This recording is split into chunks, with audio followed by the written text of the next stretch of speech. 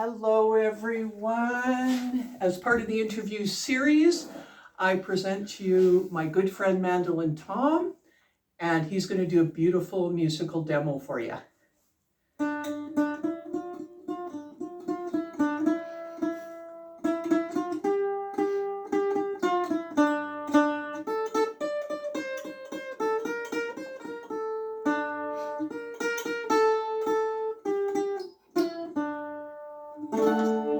Yeah. Tom, how did you get started in the music industry? I'm getting rid of the questions I was going to ask you, and I just want to wing this. Originally 1978, during punk rock in England, where we were all protesting about having no job and no future, and a monarchy we were all having to pay for that nobody liked in my generation. So I got into punk bands, and eventually I got into folk music, and I loved Simon and Garfunkel, as it turns out. And Paul Simon, to me, wrote some of the best lyrics ever in his Simon and Garfunkel songs. I mean, in The Sounds of the Silence, the words of the prophets are written on the subway walls. Fantastic lyric. I mean, and we were doing that in the 70s, writing on spray painting walls, campaign for nuclear disarmament, no more war, ban the bomb, all over walls everywhere, so rock against racism. So even black and white unite and fight. It still rang true, and even now I think it still rings true. You want to know stuff, you talk to people, that's where you're going to learn things. Okay, so as far as the music part of it, now you're also amazing at the songwriting part of it. So explain, if you could, a little bit of your journey towards the songwriting. Songwriting, I used to listen to a ton of music, and I've always liked music that says something. And a great guy called Joe Strummer, who was a singer of a band called The Clash back in the 70s, he said, if you're not singing about something, then you're just making a noise. And I like that. So most of my favourite music involves stories, and stories that mean something. They could mean something to you, or you could write a song that then means something to somebody else, without even trying. People might have lived the song you've written. But even with yourself, the man with the dirty car, it's about something. It's not just nothing, it's about something. It's about my chiropractor, Noah. Yeah, and the songs, your spiritual songs, they're about something. Yeah. So you're not just making a noise. Yeah. And I think music has a profound effect on people. And that's why I will always try and write about something. And you do, Tom. I mean, the song, what is the song coming to me that you wanted me to put words to? Yeah. Waiting on the Prairies. Waiting on the Prairies. I mean, just so much beauty in it. The lyrical composition of it was just, it was so easy to sing to it and play the guitar to it, because it is, again, like you said, about experience. It is, and that originally started as a ghost story written in England about the moors in England. The moors are kind of like Saskatchewan, just rolling hills as far as you can see, and I love that kind of area. And way back in the day, I thought I was going to marry some hippie girl who would appear on Haworth Moor, where all the Bronte sisters lived, and she would skip over the moor in her hippie skirt and cheesecloth top, and she would be like, "Is it you?" And I'd be like, "Is it you?" And it would be. Yeah. And I kind of thought that might happen. And for years and years, I walked Haworth Moor. I mean, I was there 2 years ago, and I still sat in the same spot. It's like I'm waiting for something that's never going to happen. But at the same time, you never know, right? Mm-hmm. Somebody might one day skip over that. Well, they don't need to now because I'm married. But I mean... Yeah, I know where you're going. Yeah. There are lots of people Bronte fans who sit around on Haworth Moor waiting for a Heathcliff to show up. And it kind of struck me as peculiar that so many people kind of sit and wait for something to happen there. It's like a magical place, So that was just, I just moved the moorland to the prairies. Yes. Because it could just as easily happen anywhere, right? Absolutely. You could be sat on a beach or wherever you like, waiting for that certain somebody to show up. Yeah. And maybe they do and maybe they don't. Okay, so let's do a little bit of a segue here. Okay, now if I'm overreaching or if I'm overstepping a little bit, please let me know. Now, with your journey in the music industry, can you tell our viewers where it took you as far as your character building, and the connections that you made and different things like that, and what you learned? I learned that music brings people together, people of all different race, creeds, and everything. I also made friends right across the world through music. That even now, if I picked up the phone, I could go and have a holiday for 3 weeks in Sweden, Australia, Germany, California, England, France, Holland. The list goes on. And all these people I met through music, one way or another. And a lot of the just people who used to follow bands and things, I'm still in touch with all of them, right? Wow. And we've all grown up now, so yeah, it really does bring people together.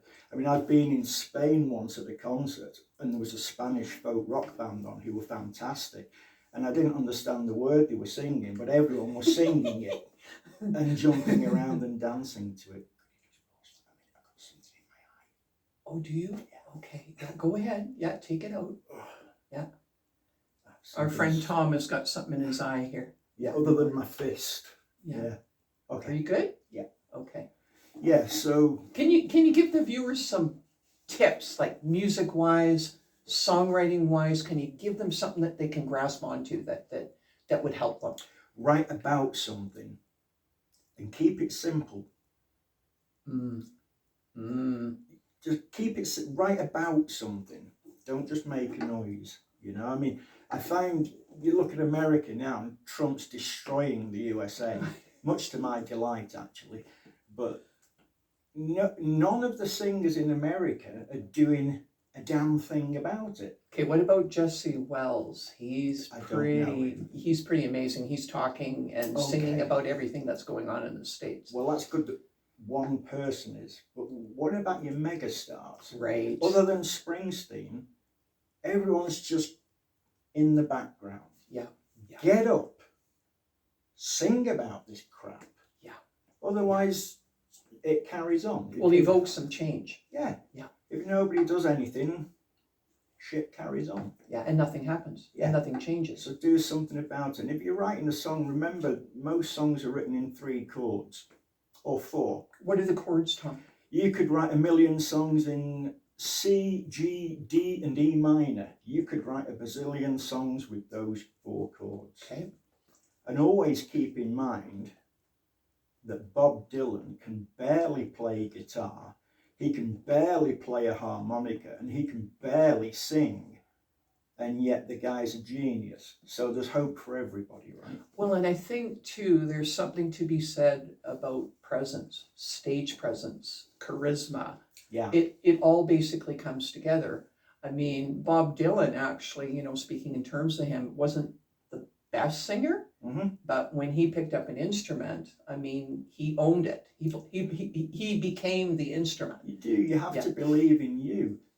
Yeah, I like that. You know, if you've made a mistake in a song, don't stop. Keep going. If you've lost where you are in a song, keep strumming. Yeah. Just keep moving about, and people will think you haven't made a mistake. They'll be like, oh, he's just doing his thing.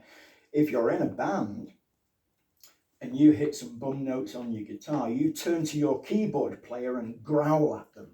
And then everyone thinks it was his fault or her fault. Exactly. But there was some singer, I can't remember who it was now, some soul singer who said, anybody can play a note on a guitar, anybody. But it's how you play that. Well, the soul. 80% is what you look like with it, you know? Yeah. Well, and the soul comes in, you know, how you're playing it, the rhythm. Yeah. You know, what you're putting into it because of how you're feeling. Yeah, and there's nothing quite as good as when you've sung a song and it's resonated with somebody. Yeah. Even one person. Even one person, yeah.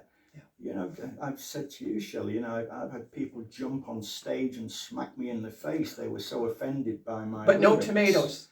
No tomatoes, but even when that happened, that is, I mean, that's their problem, right? The song was about I love that. homophobia, so that's their problem. But even that kind of reaction is better than no reaction, because it affected that person, right? Right. Yeah. So much that they had to prove they were an ignorant moron, you know, and that's what the song was all about. The whole context of it. Yeah. Yeah. So it worked. Okay, Tom, I'm actually going to catch you off guard now. Okay. Yes. So can you just, for our viewers, do a song just off the top of your head and just do it? Probably. Okay. But which song should it be? What? No, it's just, yeah, you could sing about the wall. You could sing about anything. Just basically. Could you pass me that guitar? I can, absolutely. Right on. This one here? Yeah. Okay. Oh, That really has caught me off guard, that. Okay. Yeah. But I know you can do it. Like, play anything. You told me, just play anything. Yeah. Yeah.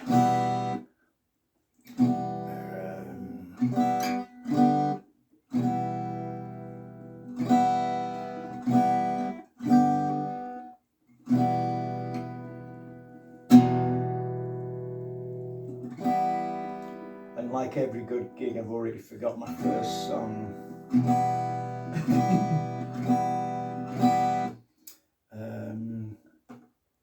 So I won't sing what I was going to sing. I'll sing The Green and Red of Mayo. Okay. Oh, yeah. So for those of you who don't know, Mayo is a county in Southern Ireland, and it's absolutely beautiful. And I recommend all of you go to the west coast of Ireland. It is absolutely fantastic.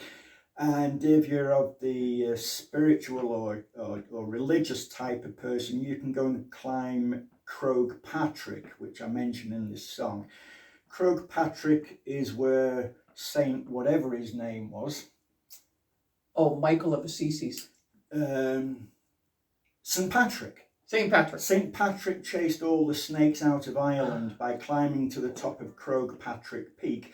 And every summer, thousands upon thousands of Catholics climb to the top of this mountain in recognition of St. Patrick. Okay. So go to the west coast of Ireland. It's beautiful. So this is The Green and Red of Mayo.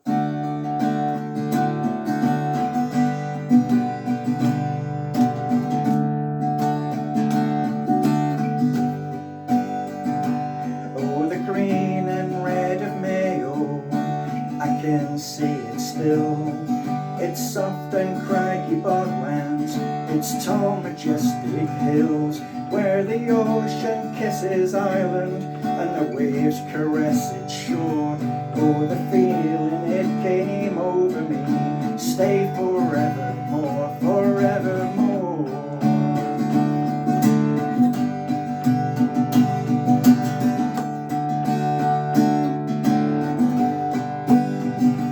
From its rolling coastal waters, I can see Croagh Patrick's Peak, where one Sunday every summer the pilgrims climb the reek, where St. Patrick in his solitude looked out across Clew Bay, and with a ringing of the bells called the faithful there to pray, there to pray.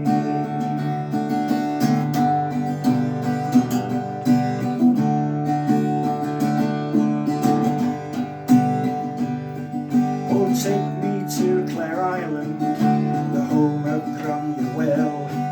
Its waters harbour fishes from the herring to the whale. But now I must depart here and reality comes clear. May the time not pass so slowly till I set sail again, set sail again.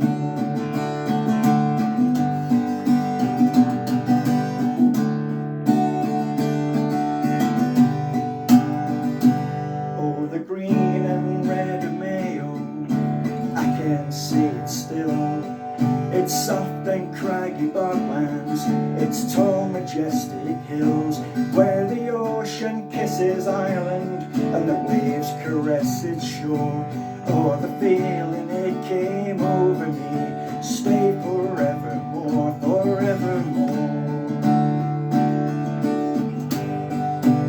stay forevermore.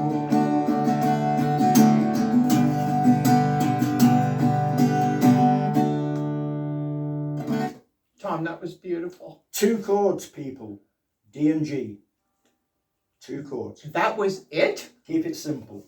Wow. I thought you had like 3 or 4 chords going there. 2 chords. Wow. D and G. Tom, you are my first guest for my interview series. Lovely. I'm going to be having Bobby in September, but I wanted to close off and I wanted to if you can tell the viewers, what are you doing now personally, music-wise? I know you're working on an album. Yeah. Okay. What I'm doing now, I like working on different things. So right now I'm learning a whole new bunch of finger picking patterns because I'm getting a bit tired of strumming. But once again, they're going to be simple and the songs will all be about something. And we'll see where that goes. And in the meantime, thank you for having me. Oh man, and Tom. all your viewers, you look after Shelley for me. She's precious. I love you, Tom. Oh, thank you. We'll see you guys in the next video. Oh.